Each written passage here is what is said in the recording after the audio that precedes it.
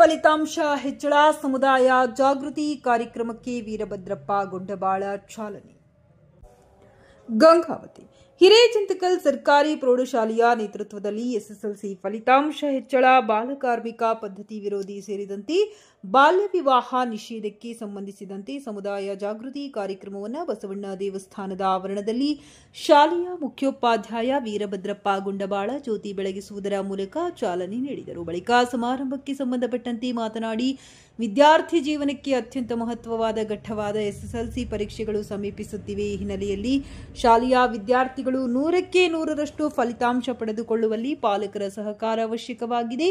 ಈ ಒಂದು ಜಾಗೃತಿ ಕಾರ್ಯಕ್ರಮ 4ನೇ ವರ್ಷದಾಗಿದ್ದು, ಪರೀಕ್ಷೆಯ ಆಯಾ ವಿಷಯಗಳಲ್ಲಿ ಅತಿ ಹೆಚ್ಚು ಅಂಕ ಪಡೆಯುವಂತಹ ವಿದ್ಯಾರ್ಥಿಗಳಿಗೆ ಆಯಾ ವಿಷಯಗಳ ಶಿಕ್ಷಕರು ವಿಶೇಷ ಬಹುಮಾನಗಳನ್ನು ಕಲ್ಪಿಸುವುದರ ಮೂಲಕ ಕಲಿಕೆಯಲ್ಲಿ ಆಸಕ್ತಿ ಮೂಡಿಸುವುದು, ಬೆಳಗ್ಗೆ ಪಾಲಕರಿಗೆ ದೂರವಾಣಿಯ ಮೂಲಕ ಕರೆ ಮಾಡಿ ತಮ್ಮ ಮಕ್ಕಳು ಬೆಳಗ್ಗೆ ಆದ್ಯತೆ ಪ್ರೇರಣೆ ನೀಡುವುದು ಸೇರಿದಂತೆ ಪ್ರಧಾನಮಂತ್ರಿಗಳ 29 ಅಂಶದ ಕಾರ್ಯಕ್ರಮ ಹಾಗೂ ಕರ್ನಾಟಕ ರಾಜ್ಯ ಶಿಕ್ಷಣ ಇಲಾಖೆಯ ಕಾರ್ಯಕ್ರಮಗಳನ್ನು ಅನುಷ್ಠಾನಗೊಳಿಸುವ ನಿಟ್ಟಿನಲ್ಲಿ ಶಾಲೆ ಸಮುದಾಯದತ್ತ ಸಾಗಿ ಪಾಲಕರಿಗೆ ಅರಿವು ಮೂಡಿಸುವ ಉದ್ದೇಶ ಹೊಂದಿದೆ. ಇವುಗಳ ಜೊತೆಗೆ ರಾಷ್ಟ್ರೀಯ ಕಾರ್ಯಕ್ರಮಗಳು, ನಾಡಗೀತೆ, ರಾಷ್ಟ್ರಗೀತೆ, ಪ್ರತಿಭಾ ಕಾರಂಜಿ ಇವುಗಳ ಜೊತೆಗೆ ಯಾವುದೇ ಕಾರಣಕ್ಕೂ ಮಕ್ಕಳನ್ನು ಕಳುಹಿಸಿದ್ದಲ್ಲಿ ಹಾಗೂ ಬಾಲ್ಯ ವಿವಾಹ ನಡೆಸಿದ್ದಲ್ಲಿ ಕಾನೂನು ಪ್ರಕಾರ ಶಿಕ್ಷೆಗೆ ಗುರಿಪಡಿಸುವ ವಿಷಯಗಳ ಕುರಿತು ಸಮಗ್ರ ಮಾಹಿತಿ ನೀಡಿದರು. ಈ ಸಂದರ್ಭದಲ್ಲಿ ಮಾಜಿ ನಗರಸಭಾ ಸದಸ್ಯ ರಾಘವೇಂದ್ರ ಶೆಟ್ಟಿ, ಪರಮೇಶ್ ಏಡಿಗರ್, ನಗರಸಭೆಯ ಮಾಜಿ ಸದಸ್ಯ ಹುಲಿಗೆಮ್ಮ ಕಿರಿಕಿರಿ, ನಗರಸಭೆ ಮಾಜಿ ಸದಸ್ಯ ಹುಚ್ಚೇನಪ್ಪ ಅಂಚಿನಾಳ, ಶಾಲಾ ಸುಧಾರಣಾ ಸಮಿತಿ ಅಧ್ಯಕ್ಷ ಹನುಮಂತಪ್ಪ ಪೂಜಾರಿ, ಸದಸ್ಯರಾದ ಹನುಮಂತಪ್ಪ ಕೋರಿ, ಪರಶುರಾಮ್ ಕಿರಿಕಿರಿ ಸೇರಿದಂತೆ ಇನ್ನಿತರರು ಪಾಲ್ಗೊಂಡಿದ್ದರು. ಹಿರೇಜಂತಕಲ್ ವ್ಯಾಪ್ತಿಯ ವಿದ್ಯಾರ್ಥಿಗಳ ಎಲ್ಲ ಪಾಲಕರು ಹಾಗೂ ವಿವಿಧ ಸಮಾಜದ ಮುಖಂಡರು ಸಮುದಾಯ ಜಾಗೃತಿಯಲ್ಲಿ ಪಾಲ್ಗೊಂಡು ಯಶಸ್ವಿಗೊಳಿಸಿದರು. ಬೇರೆ ಯಾವ ಭಾಗದಲ್ಲಿ ಸಹಿತ ನಡೆದಿರಲಿಕ್ಕಿಲ್ಲ. ಈ ಒಂದು ಕಾರ್ಯಕ್ರಮ ಇಡೀ ತಾಲೂಕಿನಲ್ಲಿಯೇ ನಡೆದೇ ಇರತಕ್ಕಂಥ ಒಂದು ಕಾರ್ಯಕ್ರಮ ನಮ್ಮ ಭಾಗದಲ್ಲಿ ನಡೀತಾ ಇದೆ. ಇದಕ್ಕೆ ಮುಖ್ಯ ಕಾರಣ ಸರ್ಕಾರಿ ಪ್ರೌಢಶಾಲೆಯಲ್ಲಿರ್ತಕ್ಕಂಥ ಶಿಕ್ಷಕ ವೃಂದ.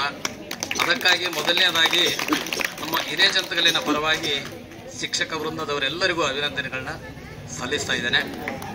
ಯಾಕೆಂದರೆ ಬೆಳಗ್ಗೆ 4:00ವರೆಗೆ ವಿಶೇಷವಾಗಿ ಮಹಿಳಾ ಶಿಕ್ಷಕರು ಏನಿದ್ದಾರೆ ಮನೆಯಲ್ಲಿರ್ತಕ್ಕಂಥ ಎಲ್ಲ ಕೆಲಸಗಳನ್ನು ನಿರ್ವಹಣೆ ಮಾಡಿ ಅವರು ಶಾಲೆಗೆ ಬರಬೇಕಾಗತ್ತೆ. ಆದರೂ ಸಹಿತ ಬೆಳಗ್ಗೆ 4:00ವರೆಗೆ ಎಲ್ಲ ಪಾಲಕರಿಗೆ ಫೋನ್ಗಳು ಮಾಡ್ತಾ ಇದ್ದಾರೆ ಅಂದರೆ ನಿಜವಾಗಿಯೂ ಅಭಿನಂದನೀಯವಾಗಿರ್ತಕ್ಕಂಥ ಕಾರ್ಯ. ಶಿಕ್ಷಕರು ಎಲ್ಲ ಕಾರ್ಯಗಳು ಮಾಡ್ತಾರೆ, ಪಾಲಕರು ಏನು ಮಾಡಬೇಕು? ಈ SSLC ಏನು ಓದ್ತಾ ಇದ್ದಾರೆ ಮಕ್ಕಳು, ಇದರ ಬಗ್ಗೆ ಮಕ್ಕಳು ವಿಶೇಷ ಕಾಳಜಿಯನ್ನು ವಹಿಸಬೇಕು. ಯಾಕೆಂದರೆ ಮುಂದೆ ಬರ್ತಕ್ಕಂಥ ಯಾವುದೇ ಪರೀಕ್ಷೆಗಳಿರಲಿ, ಇದು ನಿಮಗೆ ಮುಖ್ಯವಾಗಿರ್ತಕ್ಕಂಥ ಒಂದು ಅವಕಾಶ. ಇಲ್ಲೇನಾದರೂ ನೀವು ಎಡವಿದ್ದೇ ಆದರೆ ಜೀವನ ಪೂರ್ತಿ ಸಹಿತ ತಮ್ಮ ಬದುಕನ್ನು ಕಟ್ಟಿಕೊಳ್ಳೋದು ಸಾಧ್ಯ ಆಗೋದಿಲ್ಲ. ಪಾಲಕರು ಕೃಷಿಯನ್ನು ಅಥವಾ ಕಾರ್ಮಿಕರಾಗಿರೋದ್ರಿಂದ ಅವರು ಹೆಚ್ಚಿನ ಲಕ್ಷ್ಯ ತಮ್ಮ ಕಡೆ ಕೊಡೋದಕ್ಕೆ ಅಸಾಧ್ಯವಾಗಿರ್ಬೋದು. ಆದರೆ ಮಕ್ಕಳು ಮಾತ್ರ ವಿಶೇಷವಾಗಿ ತಮ್ಮ ಬದುಕನ್ನು ಕಟ್ಟಿಕೊಳ್ಳೋದಕ್ಕೆ ಈ ಒಂದು ಅವಕಾಶವನ್ನು ಉಪಯೋಗ ಮಾಡಿಕೊಳ್ಳ್ರಿ. ಎಲ್ಲಿಯೂ ಸಹಿತ ರಜಾ ದಿನಗಳಲ್ಲಿ ಶಾಲೆಗಳನ್ನು, ವಿಶೇಷವಾಗಿ ಸರ್ಕಾರಿ ಶಾಲೆಗಳಲ್ಲಿ ಶಿಕ್ಷಕರು ರಜೆ ಸಿಕ್ಕರೆ ಸಾಕು ಅಂತಕ್ಕಂಥ ಮೂಡಿನಲ್ಲಿರ್ತಕ್ಕಂಥ ಅನೇಕ ಶಾಲೆಗಳನ್ನು ನಾವು ನೋಡ್ತೀವಿ. ಆದರೆ ನಮ್ಮ ಹಿರೇಜಂತಕಲ್ಲಿನ ಶಿಕ್ಷಕರು ತಮ್ಮೆಲ್ಲ ಕೆಲಸಗಳನ್ನು ಬದಿಗೊತ್ತಿ ನಿಮಗೆ ಪಾಠಗಳನ್ನು ಹೇಳೋದಕ್ಕೆ ತಮ್ಮ ಜೀವನವನ್ನೇ ಮುಡಿಪಾಗಿಟ್ಟಿದ್ದಾರೆ. ತಾವೇನಾದರೂ ಈ ಒಂದು ಹಂತದಲ್ಲಿ ಗಮನವನ್ನು 1 ತಿಂಗಳ ಕಾಲ ಕೊಡದೇ ಇದ್ದರೆ ಮುಂದೆ ನಾವು ತಪ್ಪು ಮಾಡಿರೋದನ್ನು ತಿದ್ದಿಕೊಳ್ಳೋದಕ್ಕೆ ಸಾಧ್ಯವೇ ಆಗೋದಿಲ್ಲ. ಹಾಗಾಗಿ ಏನು ಪಾಲಕರು ತಮಗೆ ಶಾಲೆಗಳನ್ನ ಕಳಿಸೋದಕ್ಕೆ ಬಿಟ್ಟುಕೊಟ್ಟಿದ್ದಾರೆ, ಅದನ್ನು ಮುಂದೆ ನಮ್ಮ ತಂದೆ ತಾಯಿಗೆ ಯಾವುದೇ ಕೆಲಸಗಳ ನಿರ್ನಾಮ ಮಾಡದೆ ನಾವು ಸರ್ಕಾರಿ ನೌಕರಿಗಳಾಗಲಿ, ಈ ಭಾಗದಲ್ಲಿ ಇಂಜಿನಿಯರ್ಗಳಾಗಲಿ, ಡಾಕ್ಟರ್ಗಳಾಗಲಿ, ಹಾಗೆ ನಮ್ಮ ಕುಟುಂಬವನ್ನು ನಿರ್ವಹಣೆ ಮಾಡ್ತಕ್ಕಂಥ ಜವಾಬ್ದಾರಿ ತಮ್ಮೆಲ್ಲರ ಮೇಲಿದೆ. ಹಾಗಾಗಿ ಈ ಒಂದು ಸಂದರ್ಭದಲ್ಲಿ ನಾವು ಮುದುಗಲ್ಲಿನ ಆಶಾಳ ತಾಂಡವನ್ನು ನೆನಪಿಸಿಕೊಳ್ಬಹುದು. ಟೈಮ್ ಯಾರು ಟೈಮಿಗೆ ಬೆಲೆ ಕೊಡ್ತೀರೋ ಅಂಥವ್ರ ಜೀವನದಲ್ಲಿ ಮುಂದೆ ಬರ್ತಾರಾ? ಇದು ನಿಮ್ಮಲ್ಲಿ ಇರಬೇಕು. ನಿಜವಾಗ್ಲೂ ನೋಡಿಲ್ಲ, ಎಕ್ಸಾಮ್ ಬರಬೇಕಾದ್ರೆ ನೀವು 365 ದಿನ ನೀವು ಓದ್ತೀರಿ. ಅಲ್ಲಿ ಬರೀ ಎಷ್ಟು ದಿನ? ಬರೀ 3 ತಾಸು. ಪ್ರತಿ ಸೆಕೆಂಡ್, ಪ್ರತಿ ನಿಮಿಷ, ಪ್ರತಿ ಸೆಕೆಂಡ್ ನಿಮಗೆ ನಿಮ್ಮ ಲೈಫ್ ಟರ್ನಿಂಗ್ ಪಾಯಿಂಟ್. ಅದನ್ನು ನೀವು ಜಾಗೃತಿಯಾಗಿ ನೀಟಾಗಿ ನೀವು ಚೆನ್ನಾಗಿ ಓದಿದ್ರೆ ಮಾತ್ರ ನೀವು ಬರೋಕ್ಕೆ ಸಾಧ್ಯ. ಆದ್ದರಿಂದ ನೋಡಿಲ್ಲ, ಆದ್ದರಿಂದ ನೀವು ಪ್ರತಿ ಕನ್ನಡ ಆಗಲಿ, ಇಂಗ್ಲಿಷ್ ಆಗಲಿ, ಹಿಂದಿ ಆಗಲಿ, ಮ್ಯಾಥ್ಸ್ ಆಗಲಿ, ಸೈನ್ಸ್ ಆಗಲಿ, ಸೋಷಿಯಲ್ ಆಗಿರಲಿ ಚೆನ್ನಾಗಿ ಓದಬೇಕು. ಎಲ್ಲ ವಿದ್ಯಾರ್ಥಿಗಳಿಗೂ ಯಾರು ಇಲ್ಲಿ ಜಾಣರಲ್ಲ, ಎಲ್ಲರೂ ಇಲ್ಲಿ ದಡ್ರಲ್ಲ, ಎಲ್ಲರೂ ಜಾಣರೇ. ನೀವೆಲ್ಲರೂ ಪಾಸ್ ಆಗ್ತಾನೆ? ಆಗ್ತೀರಾ? ಆಗ್ಲೇಬೇಕು. ಯಾಕಂದ್ರೆ ನಿಮಗೋಸ್ಕರ ಬೆಳಗ್ಗೆ 4 ಅವರಿಗೆ ಮನೆಯಲ್ಲಿ ಕೆಲಸ ಇದ್ರು ಕೂಡ ತಮ್ಮ ಮಕ್ಕಳ ಅನ್ನದೇ ನಿಮಗೆ ನಿಮ್ಮ ಮಕ್ಕಳ ಸ್ವಂತ ನಿಮ್ಮ ಮಕ್ಕಳಂತ ಅವರು ಭಾವಿಸಿ ನಿಮಗೆ 4:15 ನಿಮಗೆ ಫೋನ್ ಮಾಡಿ ಎಬ್ಸಿ ನಿಮ್ಮನ್ನು ಬುಕ್ಸ್ ಕಡೆ ನಿಮ್ಮನ್ನು ನೋಡಿ ಅಂತ ಹೇಳ್ತಾರಲ್ಲ, ಆ ಶಿಕ್ಷಕರಿಗೆ ಒಂದು ದೊಡ್ಡ ಒಂದು ಚಪ್ಪಾಳೆಯನ್ನು ಬರಬೇಕು. ಈ ಚಪ್ಪಾಳೆಯೇ ನಾಳೆ ನಿಮಗೆ ಮಾರ್ಕ್ಸ್ ಆಗಿ ಕೌಂಟ್ ಆಗುತ್ತಾ? ಮಾರ್ಕ್ಸ್ ಆಗಿ. ನಿಜವಾಗ್ಲು ಆ ಟೀಚರ್ಸ್ಗೆ ನಮ್ಮ ಕಡೆಯಿಂದ ಮತ್ತು ನಮ್ಮ ಸಮುದಾಯದ ಕಡೆಯಿಂದ ಮತ್ತೊಮ್ಮೆ ಧನ್ಯವಾದಗಳು. ಆಮೇಲೆ ಇವತ್ತು ನಾವಿಲ್ಲಿ ಸಮುದಾಯ ಸ್ಟೂಡೆಂಟು 70 ಜನ ಇದಂತ 70 ಜನ ಇದರಲ್ಲಿ ನಮ್ಮ ಪೇರೆಂಟ್ಸ್ಗಳು ಕಮ್ಮಿ ಇದ್ದಾರೆ. ಇದು ತಪ್ಪು. ಯಾಕೆಂದ್ರೆ ನಿಮ್ಮ ಮಕ್ಕಳು ದಿನ ನೀವು ಶಾಲೆಗೆ ಹೋಗಿ ಕೇಳಬೇಕು, ನಮ್ಮ ಮಕ್ಕಳು ಶಾಲೆಗೆ ಹೋಗ್ತಾರಾ ಇಲ್ಲ, ಏನ್ ಮಾಡ್ತಾರಾ ಇಲ್ಲ ಅಂತ ನೀವು ಕೇಳಬೇಕು. ಲಾಸ್ಟಿಗೆ ನಮ್ಮ ಮಕ್ಕಳು ಫೇಲ್ ಆದ ಕೂಡಲೇ ಟೀಚರ್ಸು ಮಾಸ್ಟರ್ನ ಬೈಯ ತಪ್ಪು. ಯಾಕಂದ್ರೆ ಆ ತಪ್ಪಲ್ಲಿ ಕೂಡ ನಮ್ದು ಒಂದು ಪಾತ್ರ ಇರ್ತೈತೆ. ಆ ಪಾತ್ರನ ನೀವು ಪೋಷಕರು ನೀವು ಮಾಡಲೇಬೇಕು. ಯಾಕಂದ್ರೆ 10th is life turning point. 10th ಇದೆಲ್ಲ ಇದು ಟರ್ನಿಂಗ್ ಪಾಯಿಂಟ್. ಮೊನ್ನೆ ನಮ್ಮ ಅಕ್ಕನ ಮಗಳು 10th ಆಗಿದ್ದು 92% ಆಗಿದ್ದು, 91 ಆಗಿತ್ತು. ನೇರ ನೇಮಕಾತಿಯಲ್ಲಿ ಆಗಿದ್ದು ಜಾಬ್ ಆಗ್ತೈತೆ. ನೇರ ನೇಮಕಾತಿ ಮತ್ತೆ ಎಕ್ಸಾಮ್ ಇಲ್ಲ, ನೇರ ನೇಮಕಾತಿ ಆಗ್ತೈತೆ. ನೀವು ಕೂಡ ನಮ್ಮ ಅತ್ನೂರ್ ಮಕ್ಕಳಿದ್ದಂಗೆ, ನಮ್ಮ ತಂಗಿರಿದ್ದಂಗೆ, ನಮ್ಮ ತಮ್ಮರಿದ್ದಂಗೆ. ಪ್ರತಿಯೊಂದು ಮನೆಯಲ್ಲಿ ನಮ್ಮ ಸಮುದಾಯದವರು ಎಲ್ಲರೂ ಜಾಬ್ ಮಾಡ್ತಾರ. ಅವಾಗ ಮಾತ್ರ ನಮ್ಮ ಬಾಬಾ ಸಾಹೇಬ್ ಅಂಬೇಡ್ಕರ್ ಅವ್ರನ್ನ ಒಂದು ಸಾಕಾಗ್ತೈತಿ. ಯುದ್ಧಕ್ಕೆ ರೆಡಿಯಾಗಿರ್ತಕ್ಕಂಥ ಎಲ್ಲ ನನ್ನ ಮುದ್ದು ಮಕ್ಕಳೇ, ಇಲ್ಲಿವರೆಗೂ ಎಲ್ಲರೂ ಹೇಳಿದ್ರು ನಿಮ್ಗೆಲ್ಲ. ವಿಶೇಷವಾಗಿ SSLC ಅಂದ್ರೆ 10ನೇ ತರಗತಿ ಅಂದ್ರೆ ಲೈಫ್ ಒಂದು ಬದಲಾವಣೆ ಮಾಡ್ತಕ್ಕಂಥ ಕೆಲಸ. ಲೈಫ್ ಒಂದು ಬದಲಾವಣೆ ಮಾಡ್ತಕ್ಕಂಥ ಕೆಲಸ. ಈಗಾಗಲೇ ನಮ್ಮ ಶಿಕ್ಷಕರು ಕೂಡ ಹೇಳಿದ್ರೆ. ಜೊತೆಗೆ ಇನ್ನೊಂದು ವಿಷಯ ಕಾರ್ಯಕ್ರಮ ಇದೆ, ಪ್ರತಿಭಾ ಪುರಸ್ಕಾರ ಅಂತೇಳಿ. ಗೊತ್ತಾಯ್ತಲ್ಲ? ಪ್ರತಿಭಾ ಪುರಸ್ಕಾರ ಇದಕ್ಕೆ ನೀವು ಪ್ರಥಮ ಶ್ರೇಣಿಯಲ್ಲಿ ಪಾಸ್ ಆದರೆ ನಿಮ್ಮ ಶಾಲೆಯ ಶಿಕ್ಷಕರಿಂದವೇ ನಿಮಗೆ ಪ್ರತಿಭಾ ಪುರಸ್ಕಾರ ರೀತಿಯಲ್ಲಿ ಒಂದು ಹಣದ ಬಹುಮಾನಗಳನ್ನ ಕೊಡ್ತಾ ಇದ್ದಾರೆ. ನಿಮ್ಗೆಲ್ಲ ಗೊತ್ತಲ್ಲ? ಹಾಗಾಗಿ ನೀವು ಈಗಾಗಲೇ 10ನೇ ತರಗತಿಯ ಈ ಒಂದು ಎಕ್ಸಾಮ್ನ ಅವಧಿಯ ಮುಂಚೂಣಿಯಲ್ಲಿ ಇರ್ತಕ್ಕಂಥವ್ರು ನೀವಲ್ಲ. ಇನ್ನ 25 ದಿನ ಇದೆ ನಿಮ್ಮದು. ಈಗ ಗೋಲ್ಡನ್ ಏಜ್ ಅಂತಾರ, ನಿಮ್ಗೆ ಏನಂತಾರ? ಬಂಗಾರಂತ ವಯಸ್ಸು ಅಂತ. ಈಗ ನಾವು ಏನ್ ಕಲಿತೀವಿ ಮುಂದೆ ಜೀವನ ಅದೇ ಕಲಿಸುತ್ತೆ ಅಂತ. ಈಗ ಅಂಬೇಡ್ಕರ್ ಅವರ ಒಂದು ಸ್ಲೋಗನ್ ಇದೆ, ನಿಮ್ಗೆ ಗೊತ್ತಾಗ್ತಾರ?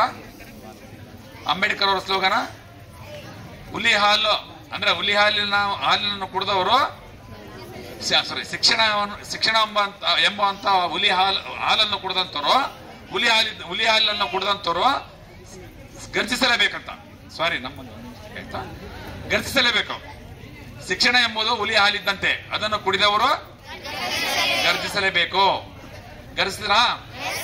ಯಾಕಂದ್ರೆ ಸ್ಲೋಗನ್ ತಕ್ಕಂತೆ ಈ SSLCಯ ಒಂದು ಪರೀಕ್ಷೆ 10ನೇ ತರಗತಿ ನಮ್ಮ ವಿದ್ಯಾರ್ಥಿಯ ಜೀವನದಲ್ಲಿ ಮೊದಲನೇ ಪರೀಕ್ಷೆ ಅಂತಂದ್ರೆ, ದೊಡ್ಡ ಮಟ್ಟದ ಪರೀಕ್ಷೆ ಅಂದ್ರೆ, ಜೀವನದ ಪರೀಕ್ಷೆ ಅಂತಂದ್ರೆ SSLC ಪರೀಕ್ಷೆ, 10ನೇ ತರಗತಿಯ ಪರೀಕ್ಷೆ. ನಾವು ಇವತ್ತು ಏನು ಓದ್ತೀವಿ, ಇವತ್ತೇನು ಕಲಿತೀವಿ, ಇದೇ ಒಂದು ಮಟ್ಟ. ನಾವು ಮುಂದೆ ಹೋದ್ರೆ 10ನೇ ತರಗತಿ ಮುಗಿದ ನಂತರ 11ನೇ ತರಗತಿ ಅನ್ನಕ್ಕಾಗಲ್ಲ. PUC ಪರೀಕ್ಷೆ ಅಂತೀವಿ, PUC first year second year ಅಂತೀವಿ. ಹೌದಾ? ಅಂತೀವ್ಯಾ? ಹಾಗಾಗಿ ನೀವು ದಯವಿಟ್ಟು ಮಕ್ಕಳು ಈಗ ಒಳ್ಳೆ ಗೋಲ್ಡನ್ ಏಜ್. ಇವತ್ತು ಈ ಏಜ್ ಅಲ್ಲಿ ನಾವು ಸರಿಯಾಗಿ ಕಲ್ತರೆ, ಸರಿಯಾಗಿ ಓದಿದರೆ, ಸರಿಯಾಗಿ ಎಕ್ಸಾಮ್ ಅಲ್ಲಿ ಪಾಸ್ ಆದರೆ ಮುಂದಿನ ನಿಮ್ಮ ಭವಿಷ್ಯ ಬಂಗಾರದ ಭವಿಷ್ಯ, ಗೋಲ್ಡನ್ ಲೈಫ್. ಗೊತ್ತಾಯ್ತಾ? ಈಗಾಗಲೇ ಶಿಕ್ಷಕರು ಆಲ್ರೆಡಿ ನಮ್ಮ ಮುಖ್ಯೋಪಾಧ್ಯಾಯರು ಕೂಡ ಬಹಳಷ್ಟು ವಿಷಯಗಳನ್ನ ಹೇಳಿದ್ದಾರೆ ನಿಮ್ಗೆ. ನಾನು ನಿಜವಾಗ್ಲೂ ಆ ಸಾರಿಗೆ ಒಂದು ಸೆಲ್ಯೂಟ್ ಹೇಳ್ತೀನಿ. ಗವರ್ಮೆಂಟ್ ಶಾಲೆಯಲ್ಲಿ ಇಷ್ಟು ಜವಾಬ್ದಾರಿ ತಗೊಂಡು ಕೆಲಸ ಮಾಡ್ತಕ್ಕಂಥ ಶಿಕ್ಷಕರು ನೋಡಿನಂದ್ರೆ ಅದು ನಿಮ್ಮ ಪ್ರೌಢಶಾಲೆ ಅಂತಾನೆ ಭಾವಿಸ್ತೀನಿ. ನಾನು ಇಲ್ಲಿವರೆಗೂ ಕೇಳಿಲ್ಲ. ಬೆಳಿಗ್ಗೆ 4 ಗಂಟೆಗೆ ನಿಮಗೆಲ್ಲ ಫೋನ್ ಮಾಡಿ ಎಬ್ಸಿ ಓದ್ರಿ ಅಂತ ಹೇಳ್ತಕ್ಕಂಥ ಶಿಕ್ಷಕರು ಅಂತಂದ್ರೆ ಅದು ನಮ್ಮ ಭಾಗದ ಒಂದು ಶಾಲೆಯ ಪ್ರೌಢಶಾಲೆಯ ಶಿಕ್ಷಕರು ಅಂದ್ರೆ ಬಹಳ ಖುಷಿ ಆಗ್ತಾ ಇದೆ. ನಿಜವಾಗ್ಲೂ ನೀವು ಪುಣ್ಯವಂತರು. ಯಾರು ನಿಮಗೆ ಈ ರೀತಿ ಕೊಡ್ತಕ್ಕಂಥ ಕೆಲಸ ಮಾಡೋದಿಲ್ಲ. ನಿಮಗೆ ಗೊತ್ತಿರಲಿ, ಇವತ್ತು ಇವರೆಲ್ಲ ಎಷ್ಟು ಶ್ರಮ ವಹಿಸಿದ್ರಲ್ಲ, ಅದು ಅವ್ರ ಸಲುವಾಗಿ ಅಲ್ಲ, ಅದು ನಿಮ್ಮ ಸಲುವಾಗಿ, ನಿಮ್ಮ ಮುಂದಿನ ಉಜ್ವಲ ಭವಿಷ್ಯಕ್ಕಾಗಿ. ಗೊತ್ತಾಗ್ತದ ನಾನು ಮಾತಾಡೋದು? ನಿಮ್ಮ ಉಜ್ವಲ ಭವಿಷ್ಯಕ್ಕಾಗಿ ಇವರು ಏನು ಇವತ್ತು ಒಳ್ಳೊಳ್ಳೆ ಮಾರ್ಗದರ್ಶಿಗಳನ್ನ ಕರೆಸಿ ನಿಮಗೆಲ್ಲ ಸಮಯಗಳನ್ನ ಕೊಟ್ಟು ನಿಮಗೆಲ್ಲ ಮಕ್ಕಳ ಜೊತೆಯಲ್ಲಿ ಹಲವಾರು ಶಿಕ್ಷಕರನ್ನ, ಹಲವಾರು ಕಾಲೇಜಿನ ಪ್ರಾಚಾರ್ಯರನ್ನ ಕರೆಸಿ ನಿಮಗೆಲ್ಲ ಮಾಹಿತಿ ಕೊಡ್ತಾ ಇದಾರೆ ಅಂದ್ರೆ ಬಹಳ ಖುಷಿ ಆಗ್ತಾ ಇದೆ. ನಮ್ಮ ಜನಕಾಲಲ್ಲಿ ಇಂಥ ಒಂದು ಶಿಕ್ಷಣ ಇದೆ ಅಂತ ನನಗೆ ಖುಷಿ ಆಗ್ತಾ ಇದೆ. ನಾನು ಒಂದು ಶಿಕ್ಷಣ ಸಂಸ್ಥೆಯ ಅಧ್ಯಕ್ಷನಾಗಿ ಹೇಳ್ತಾ ಇದ್ದೀನಿ, ನೀವು ಪುಣ್ಯವಂತರೇ. ನೀವು ಇಂಥ ಶಾಲೆಯಲ್ಲಿ ಕಲಿತಾ ಇದ್ರೆ ಪುಣ್ಯವಂತರು. ಇಂದಿನ ದಿನಮಾನದಲ್ಲಿ ಈ ಗವರ್ಮೆಂಟ್ ಶಾಲೆಯಲ್ಲಿ ಕಲಿತಾ ಇದ್ರೆ ಒಂದು ಮಕ್ಕಳು ಸರಿಗೆ ಶಾಲೆಗೆ ಬರ್ತಾ ಇರ್ಲಿಲ್ಲ. ಆ ಮಕ್ಕಳನ್ನ ಶಿಕ್ಷಕರು ಕರ್ಕೊಂಡ್ ಬರ್ತಾ ಇದ್ರು. ಇವತ್ತು ನಿಜವಾಗ್ಲೂ ಖುಷಿ ಆಗ್ತದೆ. ಇವತ್ತು 10ನೇ ತರಗತಿಗೆ 70 ಮಕ್ಕಳಿದ್ದಾರೆ ಅಂದ್ರೆ ಸಣ್ಣದಲ್ಲ ಇದು. ಈ 70 ಮಕ್ಕಳು ಕೂಡ ಡಿಸ್ಟಿಂಕ್ಷನ್ ಪಾಸ್ ಆಗ್ಬೇಕು ಅನ್ನೋದು ನನ್ನ ಒಂದು ಆಸೆ. ದಯವಿಟ್ಟು ಆ ಕೆಲಸವನ್ನ ನೀವು ಮಾಡ್ತೀರಾ? ಪತ್ರಿಕಾ ಮಾಧ್ಯಮದಂತ ವಸಂತ ಅಣ್ಣವರೇ, ಈ ಒಂದು ಕಾರ್ಯಕ್ರಮದ ಉದ್ದೇಶ ಇಷ್ಟೇ. ನಾವು ಇಲ್ಲಿ ಕಾರ್ಯಕ್ರಮವನ್ನು ಮಾಡ್ತಾ ಇರೋದ್ರಿಂದ ನಾವೇನು ಕಂಡಿದ್ದೀವಿ ಅನ್ನೋದಕ್ಕೆ ನನ್ನ ಒಂದು ಅನಿಸಿಕೆ. ಫಸ್ಟ್ನೇ ಸಾರಿ ಮಾಡಿದಾಗೆ ಸೆಕೆಂಡು ಅಥವಾ ಥರ್ಡ್ ಪ್ರೈಸ್ ಇದರ ಸ್ಟೇಜ್ನಲ್ಲಿ ವಿದ್ಯಾರ್ಥಿಗಳು ಪಾಸ್ ಆಗ್ತಾ ಇದ್ವು. ಎರಡನೇ ಟೈಮ್ನಲ್ಲಿ ಅತಿ ಹೆಚ್ಚು ವಿದ್ಯಾರ್ಥಿಗಳು ನಮ್ಮ ಏರಿಯಾದಲ್ಲಿ ಅಂಕನ ಪಡ್ಕೊಂಡು ಎಲ್ಲರೂ ಪಾಸ್ ಆಗುವಂಥ ಆಗಲೇ 95 ಸ್ಟೇಜ್ನಲ್ಲಿ ಬಂದಿದ್ದರು. ಮೊನ್ನೆ 3ನೇ ಒಂದು ವರ್ಷದಲ್ಲಿ ಈ ಕಾರ್ಯಕ್ರಮವನ್ನು ಮಾಡಿದ ಮೇಲೆ ಫಸ್ಟು, ಸೆಕೆಂಡು, ಥರ್ಡು ಈ 3ನ್ನ ಹೈಸ್ಕೂಲಲ್ಲಿ ಫಸ್ಟು, ಸೆಕೆಂಡು ನಮ್ಮ ಏರಿಯಾದ ಹುಡುಗರೇ, ಹೆಣ್ಣು ಹುಡುಗರೇ ಅಂಕವನ್ನು ತಗೊಂಡು ಇಲ್ಲಿ ಶಾಲೆಗೆ ಹೆಸರು ತಂದು ಕೊಟ್ಟಿರುವಂಥದ್ದು ನಮ್ಮ ಸಮಾಜದ ಹೆಮ್ಮೆ ಅನ್ನುವಂಥ ಮಾತನ್ನು ಈ ಸಂದರ್ಭದಲ್ಲಿ ಹೆಮ್ಮೆ ಅಂತ ಹೇಳ್ತೇವೆ. ಯಾಕಪ್ಪ ಇವು ಅಂತಂದರೆ, ಇವೆಲ್ಲ ಯಾಕೆ ಹೇಳ್ತಾ ಇದೀವಿ ಅಂತಂದರೆ, ಇವತ್ತು ಗೊಂಡ್ಬಾಳ್ ಸರ್ ಅಂತವ್ರು ಈ ಶಾಲೆಯಲ್ಲಿ ಇರೋದ್ರಿಂದ ಇವತ್ತು ನಿಮ್ಮ ಏನು ಬೇಸ್ಮೆಂಟ್ 8, 9, 10ನೇ ತರಗತಿಯಲ್ಲಿ ಬೇಸ್ಮೆಂಟ್ ಏನು ಹಾಕೊಳ್ತಾ ಇದ್ದೀರಲ್ಲ, ನೀವು ಸರಿಯಾಗಿ ಪಾಠವನ್ನು ಕೇಳಿದ್ದೇ ಆದರೆ, ಸರಿಯಾಗಿ ಪಾಠವನ್ನು ಮಿದುಳಿಗೆ ಹಚ್ಕೊಂಡಿದ್ದ ಆದರೆ ನೀವು ಏನಾಗ್ತಿರೋ ಗೊತ್ತಿಲ್ಲ, ಯಾವ ಅಧಿಕಾರಿ ಆಗ್ತಿರೋ ಅಂತ ಗೊತ್ತಿಲ್ಲ.